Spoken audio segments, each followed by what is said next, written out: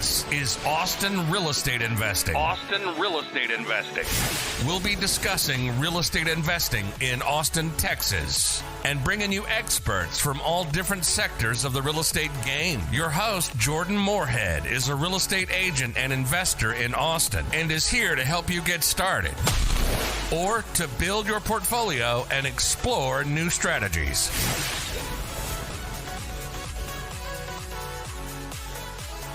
Hi, this is Jordan Moorhead, and this is the Austin Real Estate Investing Podcast. Today we have a special guest, not from Austin, Brian Lanes, actually in the LA area. He works at a Beverly Hills brokerage with a broker who's primarily in commercial investment sales. But really what they do is they look out for high net worth individuals on both the residential and the commercial side. And they do business all over the LA area and sometimes in different states because they're looking out for these families. And they're not just trying to make transactions happen. But I'll let him tell you all about that. Brian, thank you so much for coming on here. I appreciate you having me, Jordan. I'm looking forward to this. Yeah, me too. So obviously, you're crushing it in real estate. I know we have a mutual friend that told me all about all the things you're doing in real estate. Could you tell us what your last year in real estate has looked like? Yeah, so in the last year, on the residential end, we transacted on about $45 million in business. Wow.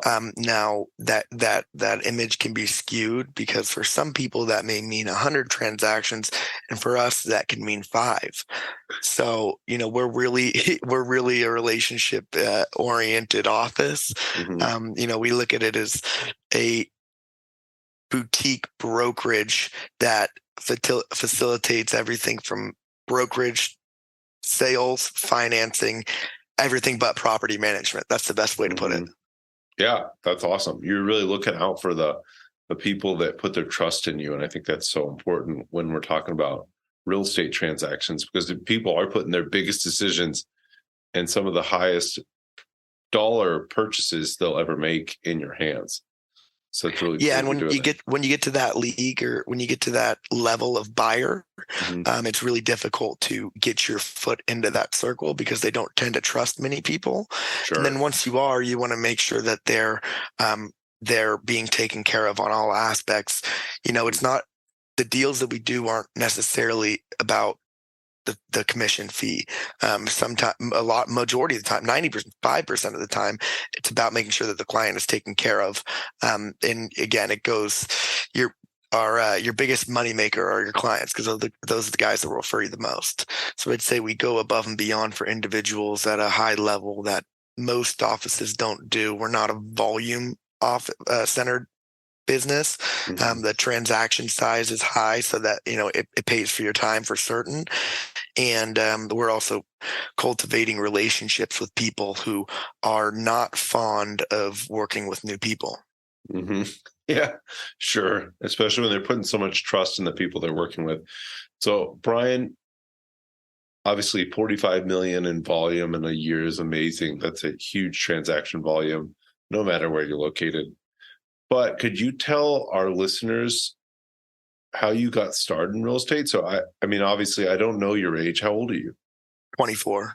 24. Yeah, you look pretty young, man. I mean, how did you get started in real estate and how are you crushing it so quickly?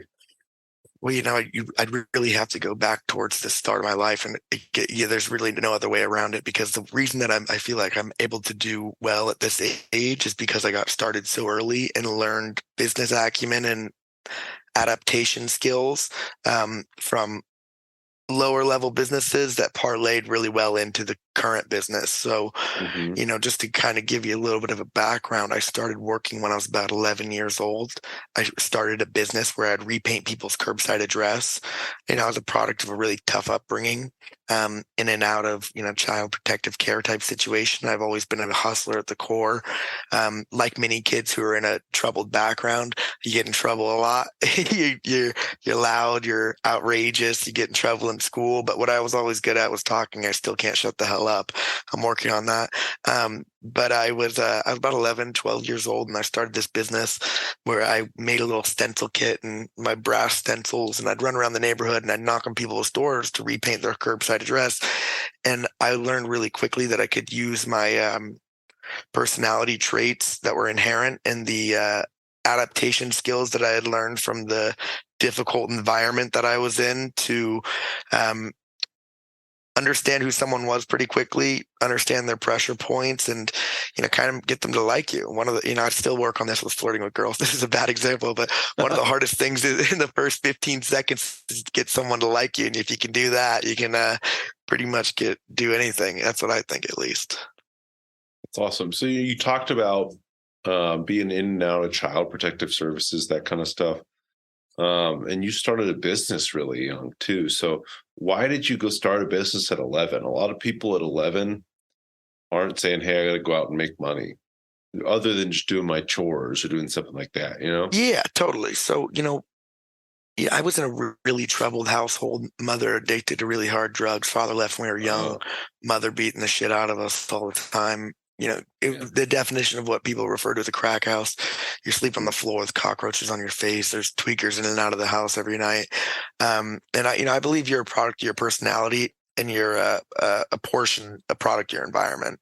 And I got to say, I was lucky to be born with a personality that was hungry. I think a lot of people born in that type of environment don't necessarily have the inherent traits to help themselves to want to do better without much guidance. Now, that's not saying that anybody in that situation can't help themselves do better.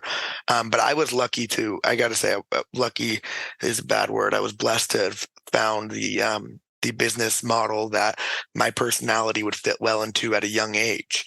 So again, coming from a place where you got a mother that's addicted to really hard drugs, and there's tweakers in and out of the house every night, and she's always on the cusp of beating the shit out of you. You start to, if you can adapt to that, it's pretty easy to get someone to like you and knocking on their door. So, that's kind of how I think about it.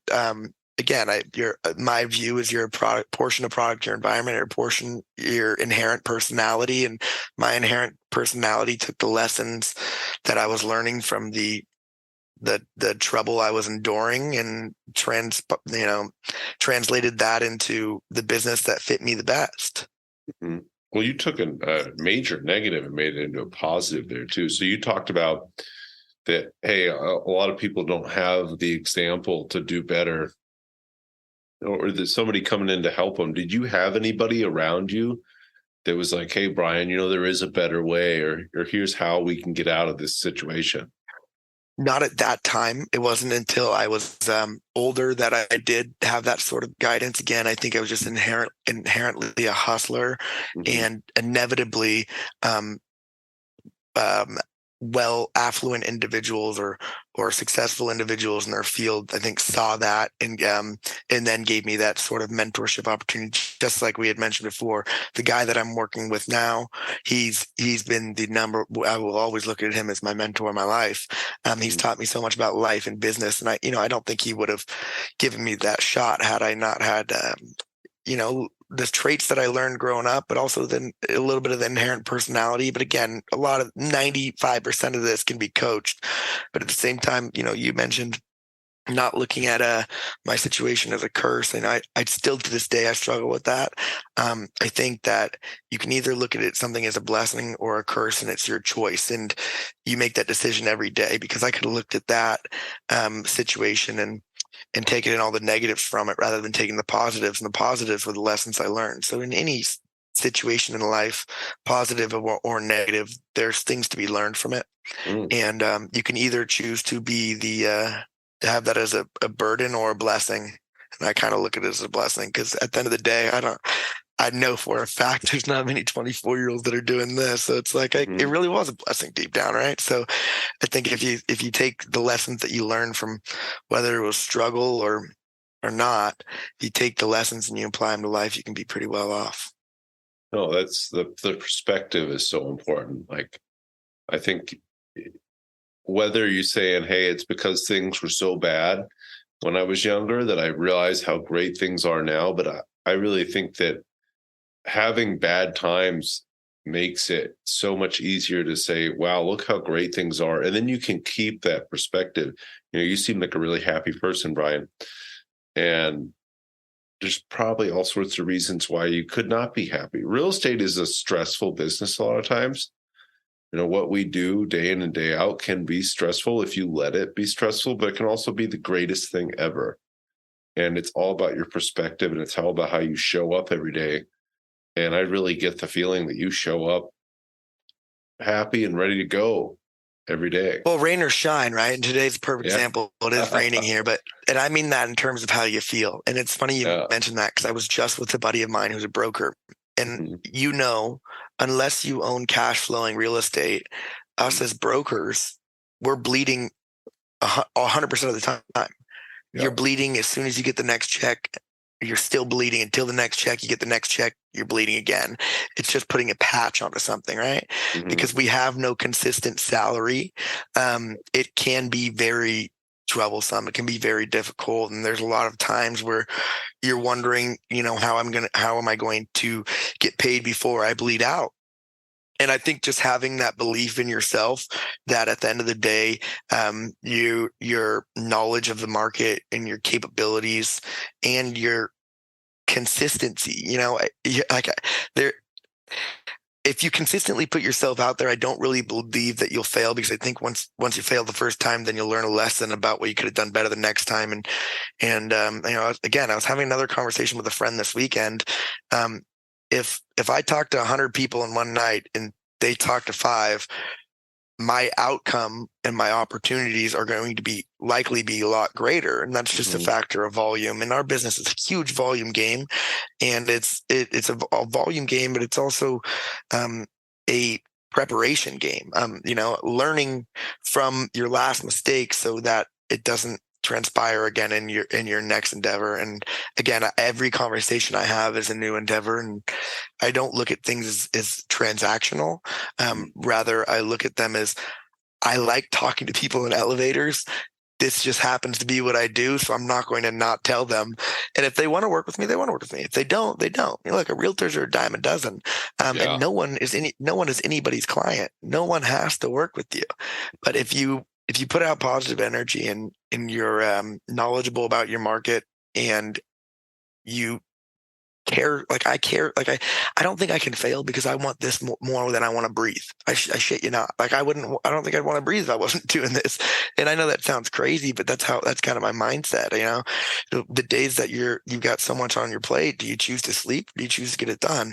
And I think that's really what separates people in this business. There's a lot of people that make $100,000 a year, or $50,000 a year, or $150,000 a year. There's not many people that make $5 million a year, or $10 million a year. There's actually a handful of those guys. And how bad do you want to be that guy? And I think that's a product of, how hard you work. Another thing my boss told me, which I'll take this to my grave, people go into their office and they work 8 hours a day. 4 of those hours, they're totally BSing. They're on their phone in between the water and the coffee and going to the bathroom. If you go into the office for 12 hours a day, you're going to put in 8 hours of work. 4 hours, you're going to BS. That means you automatically got double the productivity of everybody else. Now, if I do that 5 days a week, plus I work on the weekends, plus I talk to every single person I can in a restaurant, elevator, bathroom, wherever it may be, then there's no way that you could be beaten, right? Unless you were just quote unquote unlucky. You just didn't get the same timing opportunities. But you won't get those timing opportunities if you don't consistently put yourself out there. No, those are great lessons. So it sounds like you have a really good mentor where you are. Could you tell us a little bit about more about the brokerage you work at and some of the lessons you've learned there on the on the investment side too? So like obviously we've talked about building relationships, putting in hard work, having a great positive mental attitude, super important. Hey guys, this is Jordan Moorhead here. And I wanted to ask if you could do a huge favor for me. If you could go leave a review for this podcast wherever you're listening to it, that would really help me get this into the hands of other people that are interested in information about Austin real estate investing, and I'd be able to help more people. Thanks, guys. Yeah, so from the investment standpoint, because I'm more centered in residential real estate, here's a better way to say it. I find myself very lucky to be in the office that I'm in, because at the core, my boss is an investment sales broker and one of the top in the city, top in the nation over the last 30 years. So I'm privileged to be exposed to the deals and the conversations they're having. And some of the things that I have seen that I'm looking forward to getting into myself are more covered land play deals where you have a smaller sized asset that is cash flowing, sitting on a large plot of land that has a future redevelopment use. And, given my age, those type of deals make sense for me, right? Because those leaseholds will be up 15, 20 years from now, and the value of the dirt will likely gone through the roof. And then you have optionality from there. So, I also went to USC and I was in the real estate development program. And a lot of what I learned about investing is you got to try. And if you have a certain level, if you spend time to be somewhat sophisticated in understanding values, and you also have somewhat of a intuition towards why something may appreciate better than another thing. I think a lot of this is gut. I know people want to act like it's numbers, but if you're buying two things at a 5 cap, how do you choose which one you're buying at a 5 cap? Well, do you believe in the city? Do you believe in the underlying real estate? Do you believe in the surrounding community? And what are the distinguishing reasons between choosing one or the other? And I think a lot of real estate is intuition. It seems like, and I think if you spend enough time thinking about life and being aware of your surroundings and what makes people tick, why people move the way that they do. Here's an example for you, Jordan. 50 years from now, the population is going to double from 8 billion to 16 billion. Mm-hmm. The need for housing is not going anywhere. We need food, clothing, and shelter. I think you can do away with clothing and food. It's really food and shelter. Food's probably the main one, right? But let's just say the population doubles over the next 50 years, which it's going to. The scarcity of real estate in Los Angeles specifically, where we're landlocked by a mountain range in the ocean side, the value of just the raw dirt itself has to just go up astronomically, right? And same goes for other cities that are bordering any type of water, or other cities that are bordering a mountain range, and the entire United States as a whole. Doubling our population is outrageous. I mean, I don't know, Austin's the same way. You guys already have too much people for the low level of infrastructure that you have. Yeah. And Los Angeles, even worse, because Los Angeles, most people don't know this, Los Angeles blew up during World War I when there was a need to build planes. And now the infrastructure in Los Angeles is horrendous. The commute between cities is terrible, and that's why there's so many little bubble communities, because these houses were just built so sporadically with a lack of sophistication in the infrastructure to help people transit. So that can't really change over time, because they're not going to be able to redo the whole freeway system and move everybody's house. So again, as this continues, the desire to have beachfront real estate, or the desire to have a view, or the desire to have a big flat piece of land, or to be centrally located, that demand is going to continue to go through the roof. So for that, it points back to the intuition aspect. Obviously, there's going to be so many people that are just pissed at this podcast because there's so much more to real estate than just to intuition. But sure, my surface level answer is population is going to double and the need for housing isn't going anywhere. And I know for a fact in our city and yours as well, there's still the need is far exceeds the supply. Oh yeah. Again, it's just a supply and demand answer at that point, right? Yeah. And it's easy to get caught up in the immediacy of, hey, well, what's happening right now? But like you're saying, Brian, when you look out 50 years, do you think we're going to have enough housing for everybody? We already don't. When the population doubles in 50 years, we're going to need a whole lot more housing. And yeah, in LA, like you said, you've got the ocean right there. You've got the mountains right here. Land is extremely limited. Something we have a lot of land around Austin. We've got a lot of that.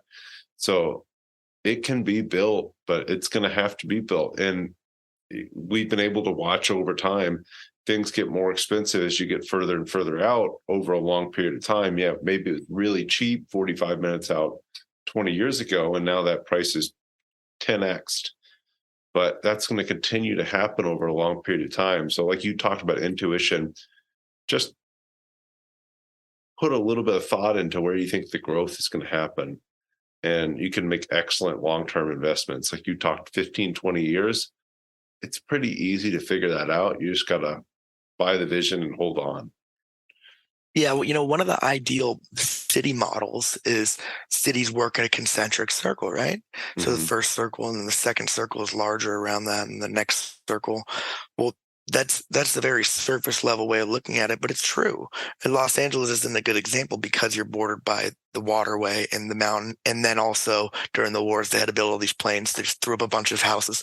So Los Angeles is the best example, but Austin's a great example because you can see I mean, if you've been to Austin over the last 15, 20 years, the way that the city has grown is pretty much like a concentric circle, right? And there's other things that you can consider, which are waterways and modes of transportation and how you're approximately located to those. But at the end of the day, if you take 2-3 miles from downtown Austin, let's just say 2-3 miles in any direction right now, and you take it 15 years from now, it is going to be worth astronomically more. Should be at least double, triple. It should be triple by then. So, if you look at it just from that standpoint, I don't know. I don't know too much about real estate outside of the city of Los Angeles. But what I do know, and I've studied a lot, is the growth in the population, where that's headed, and the appreciation of cities and markets over time. They've gone nowhere but up, and you can't point to any city in the state, in the entire United States, that hasn't responded in that way over the last 20 years. Mm-hmm. Yeah, completely agree. It's just, you got to buy in the path of progress, and you'll be in great shape. Obviously, in LA, the path of progress is a little tighter because you've got those geographic barriers, but anywhere you're at, you got to pay attention to where things are growing and be there. Brian, you've done a lot, and I know you're just getting started. So what's next for you? What's your vision for real estate for yourself, and what are your long-term goals? First, I'd like, we talked about, as a real estate broker, you're consistently bleeding because we're all commission based. And my first goal is to stop the bleeding, which is buy cash flowing real estate, right? So at the end of the day, no matter what, I'm getting paid. That's step number one, is to buy stabilized assets. Step two would be then to remodel and develop real estate, whether it's homes, or apartment complexes, or whatever it may be.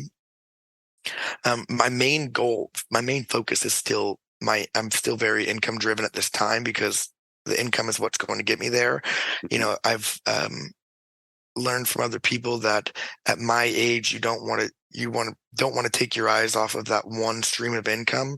You don't want to start trying to float money into places, because your return on that income will be drastically more, and it'll give you so much more purchasing power through whether it's cash flowing real estate or buying crypto or whatever it may be.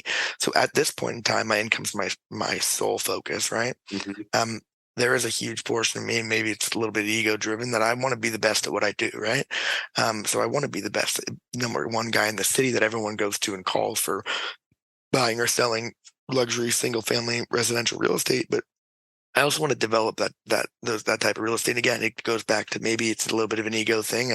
I grew up in the shittiest houses in the world. That would mean the world to me if I got to develop the coolest houses in the world. So that's kind of my focus, and that's, again, a product of where I came from. And I also love architecture. I love design, and some of these houses that you get to walk through, they're sculptures. This isn't a house, So to me, that's really cool from where I came from, and I feel like I have a level of appreciation for it. And again, there's probably gonna be a lot of people watching this podcast being like, oh my gosh, I have a lot of appreciation for $20 million houses too, which they likely would. But I also think that there's a lot of things that may not be houses that you can do that fits your personality better. Like, I could never be a doctor. If there is a bloody, gory scene that comes up on a movie, I scream and cover my eyes. It's just not in my nature, right? Mm-hmm. So that means I couldn't become the best heart surgeon that there is. I couldn't become the best brain surgeon. But there are other people who can not only tolerate that, but have an ability to almost enjoy it, right?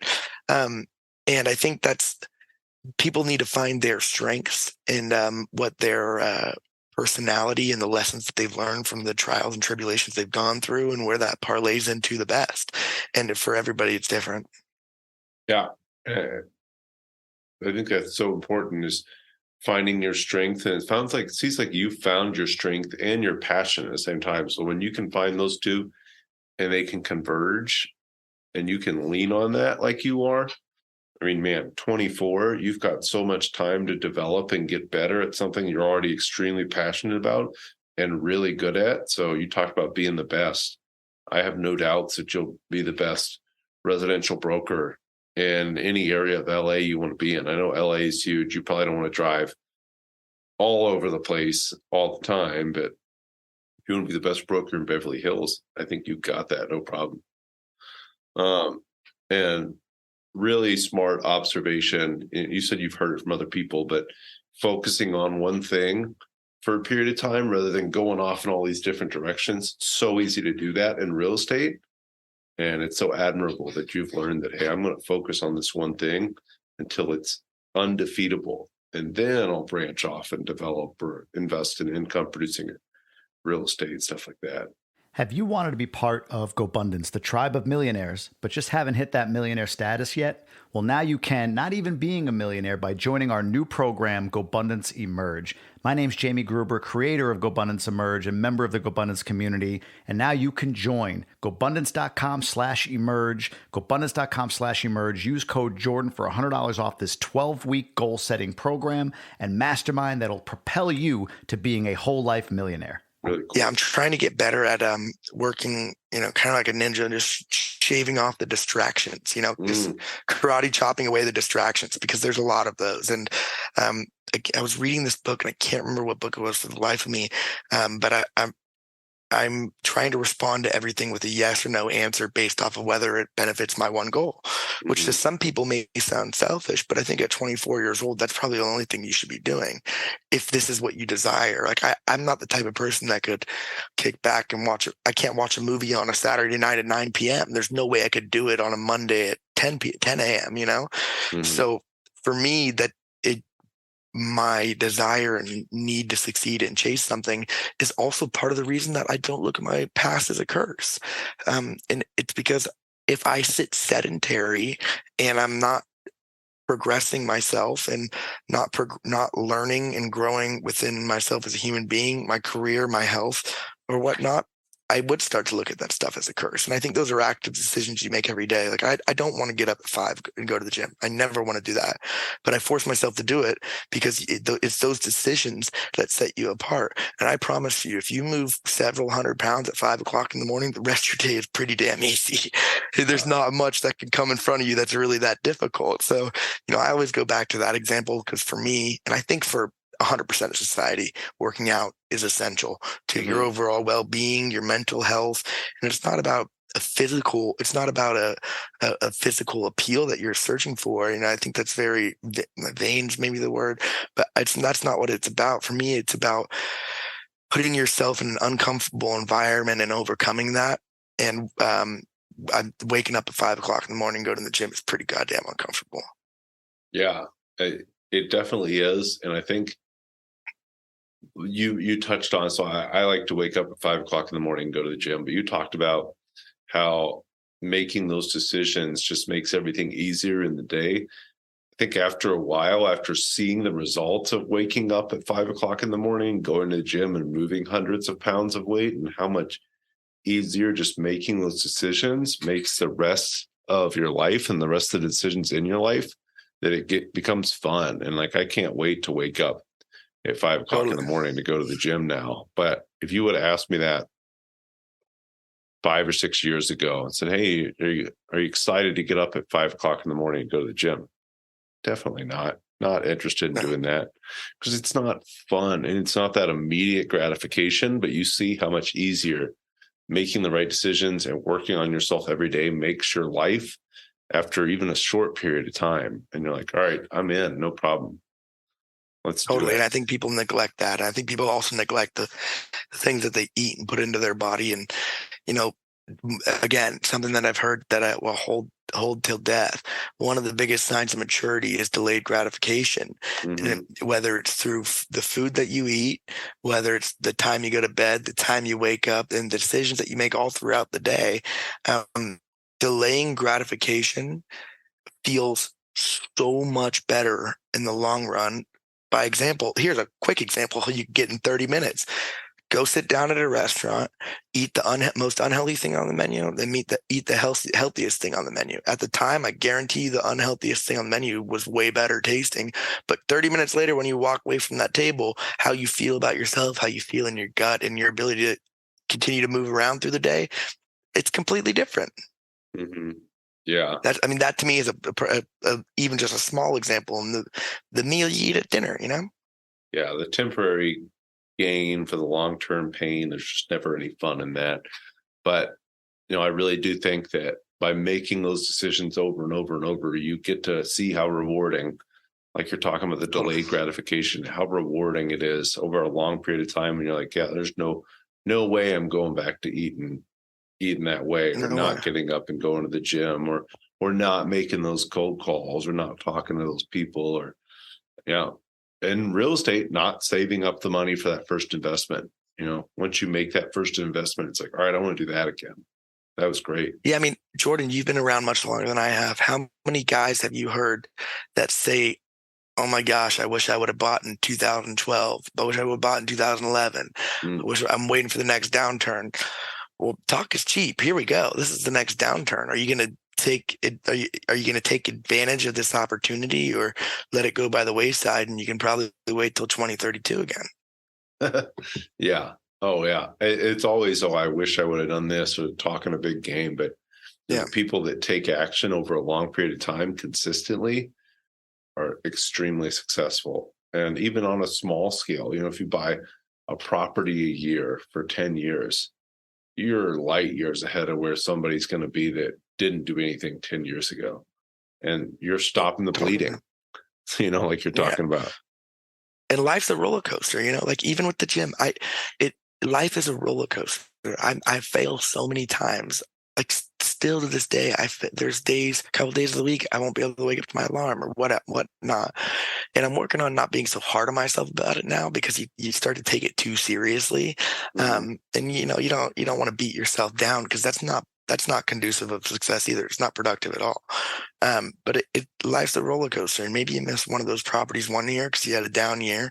But if you can continue to be consistent, or you work hard at being consistent in the best version of yourself, the next year you buy 2, the next year you buy 3, and then 10 years from now, you're going to look back when you go to refinance all those properties that now doubled in value.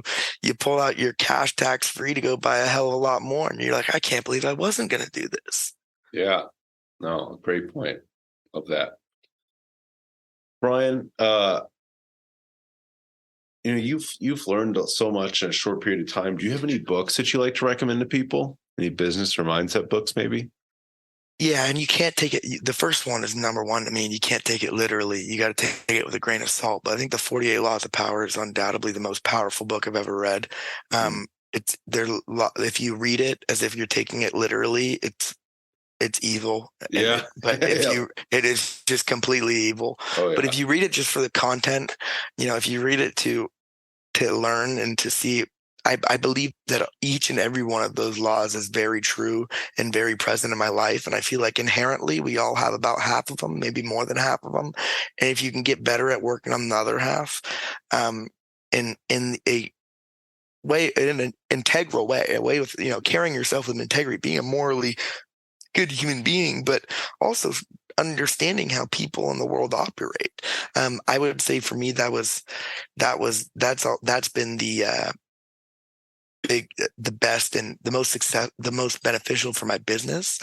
Personally, when I was really, really young, I still have it's so simple of a book, but The Secret I read when I was super young, and that's kind of what got me started and got me motivated. It's about the law of attraction. I still believe a lot of what that book says.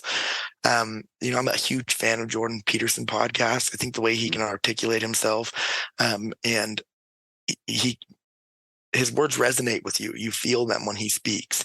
That's very powerful. He has a specific podcast that I think it's called Being Proper in Your Speech or something along those lines. And for me personally, I want to be the best at vocalizing myself in the shortest manner. Yeah. So those are important for my business. And I don't know how they translate for others, though. No, I think being concise and straight and to the point can be helpful for anybody. So that's really good advice. So The Secret, 48 Laws of Power, and then Jordan Peterson podcasts are your three recommendations. I listen to him every day. Jordan Moorhead here. Really quickly, wanted to tell you a couple other ways you can keep track of us. If you want to listen to all these podcasts and ask questions, the Moorhead team on YouTube is the best place to be. And then Austin Real Estate Investors on Meetup is a great place to keep track of all of our meetups we have going on. Okay. Yeah. The Secret's it's very low level reading, very easy to read. I bet I read it when I was so young and it had such an impact on my life at that time. So if you have guys that are 10 to 18 listen to your podcast, I tell them to rush and go read that and then watch the movie on Netflix, because it's super easy to understand and it may seem repetitive, but it's true. It's all true. Okay. Yeah, that's great advice. So, Brian, if people want to learn more about you, find out more about you, reach out to you, what's the best way for them to follow you or reach out? Yeah, probably on Instagram at Brian Lane, BrianLane.re. So my Instagram is probably the best place to do so. I respond to every message I get from every podcast to go on because I enjoy, sharing advice to other people. I wish I had come better prepared because I read about a book every other month. I wish I'd come better prepared with a list for you. But, I tried to. Some of my Skims, some of my Audible. Again, you can't always be perfect, but you just do your best to try to make a book every other month happen. I really like, I forgot the guy's name, but he wrote The Stoic.